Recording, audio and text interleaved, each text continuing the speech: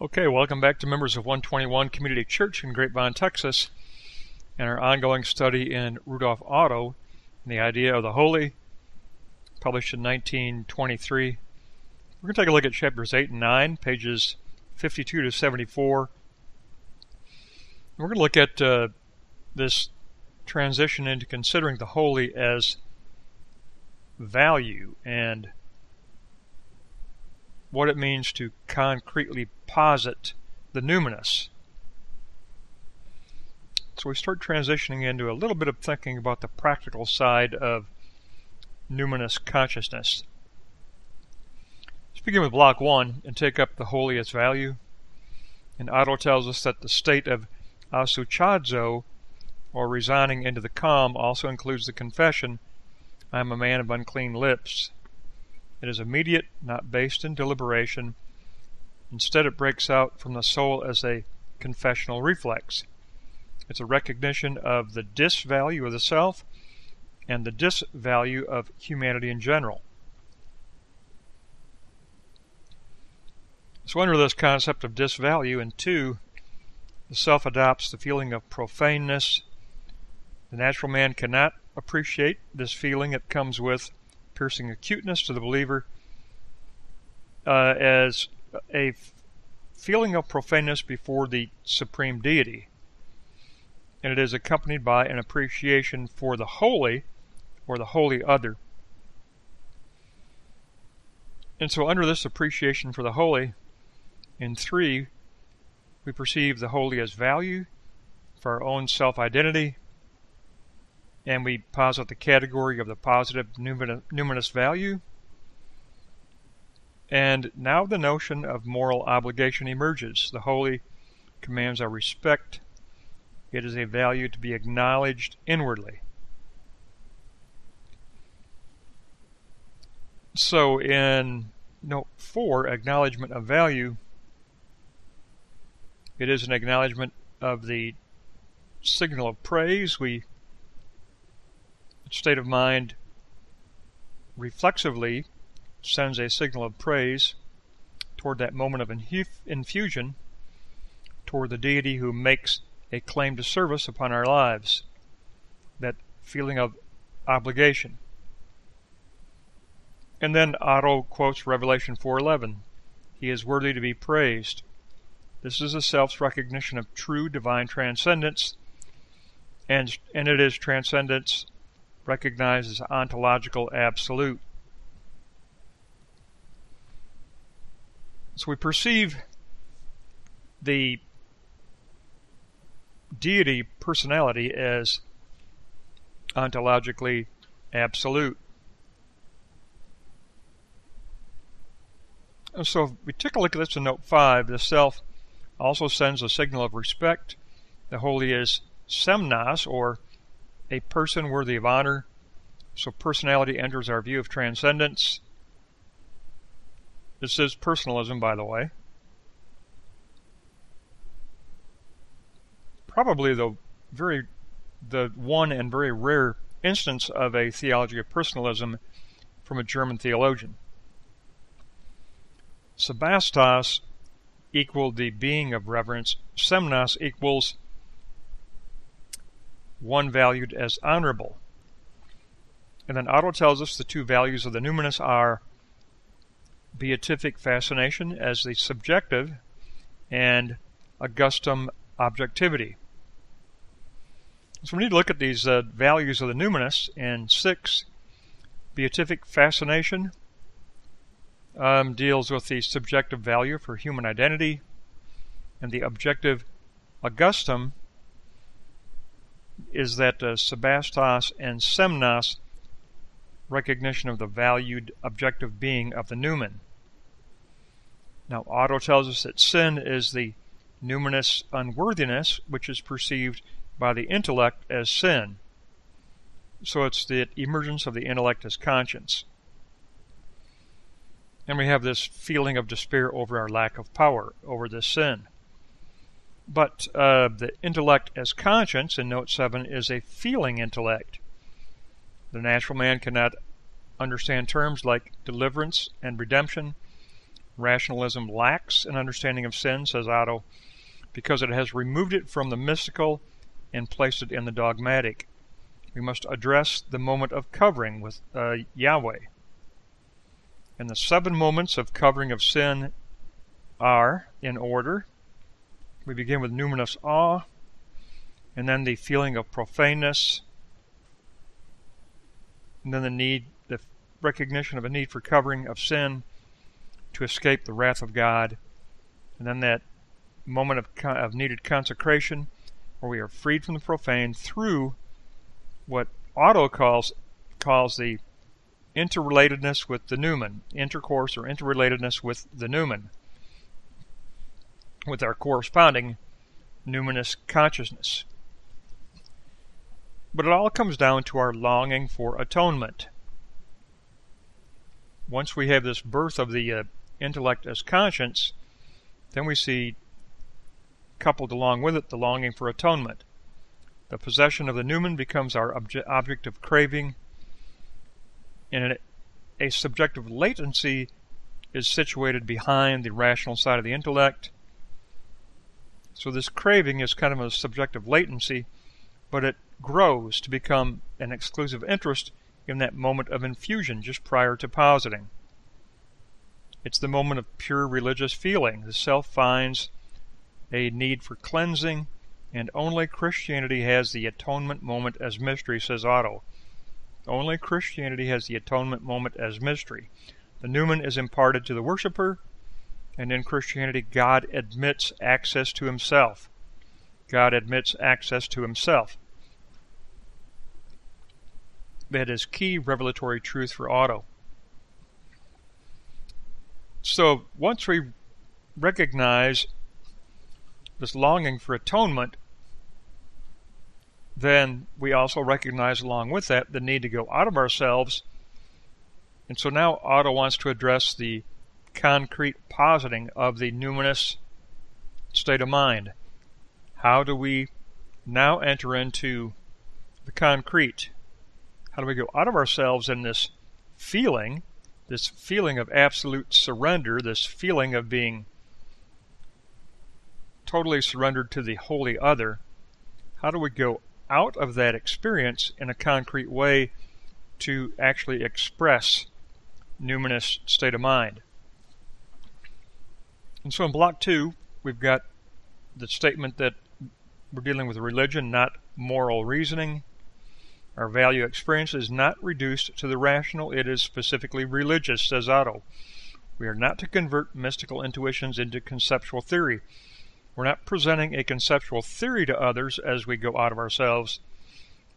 We address the concrete expression of the numinous. The numinous is always awakened in spirit. It is induced, incited, and aroused.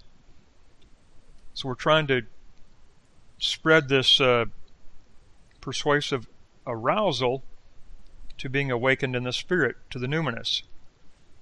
We want to induce the numinous in Note 2. Block 2, Note 2, the holy is represented in description. And he says a good example of this is chapter 6 of Isaiah. It must be actually heard by those we approach through living fellowship and personal contact. And here's the key. He said that our positing must become living Rhema. Remember, Rhema is the voice of the Logos. Rhema is living voice of the Logos. And he says our positing must become living Rhema, a persuasive living Rhema that tries to arouse others to the state of numinous consciousness. And he says that, in fact, our posited stimulus is really pretty small. It is the spirit that will effect change.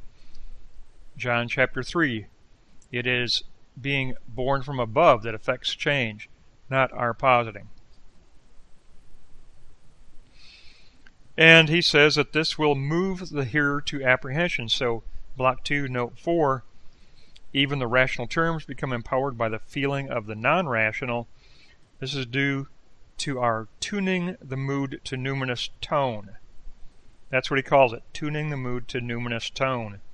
Positing a numinous schematization. Remember, we posit an authentic schema. Remember, sublimity is the authentic schematization. There are false schemas that try to reduce the numinous to just moral precepts, but there is authentic schema, and we want to posit an authentic schema, an authentic organization of the ideas of the numinous.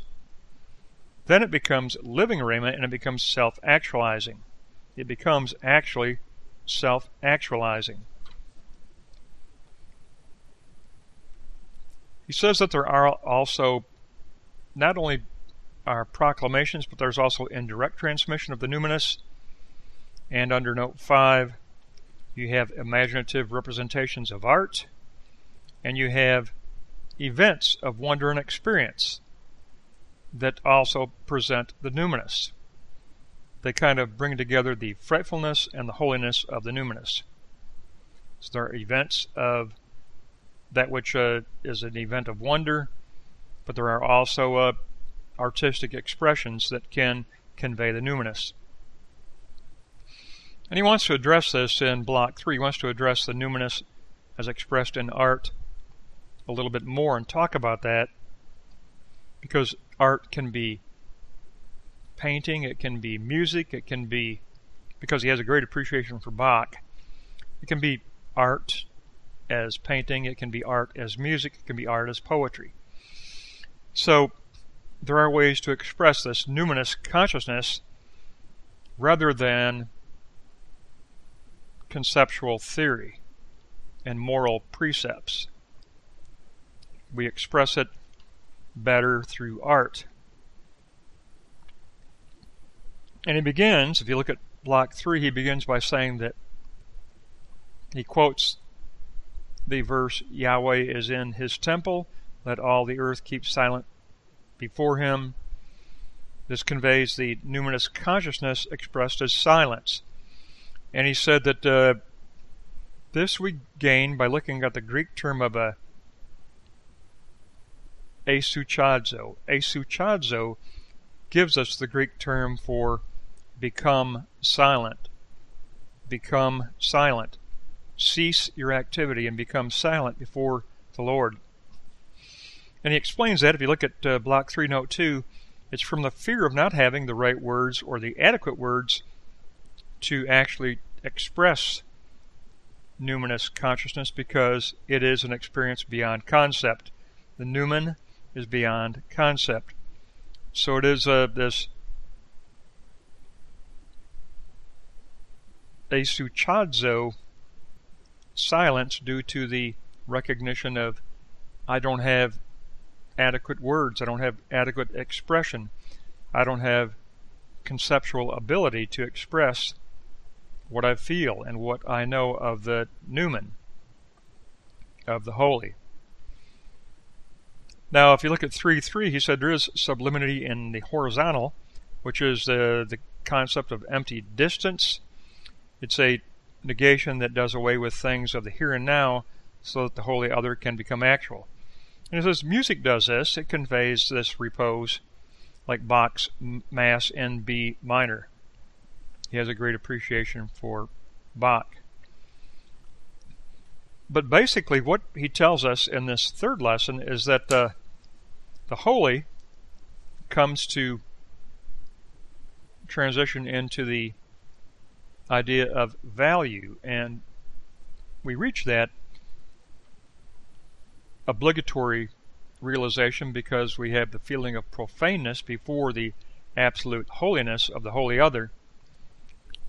But once we have that obligatory feeling, that obligatory conviction, then we have the problem of how do we concretely go out of ourselves? How do we make this experience concrete? And we found that we must transmit the numinous state of mind as living rhema, as living rhema. That comes from the Gospel of John also, because you've got Simon Peter's confession to Christ that you have the rhemata zoe, you have the living words of life, you have the rhemata zoe in your being. We get that in the Gospel of John.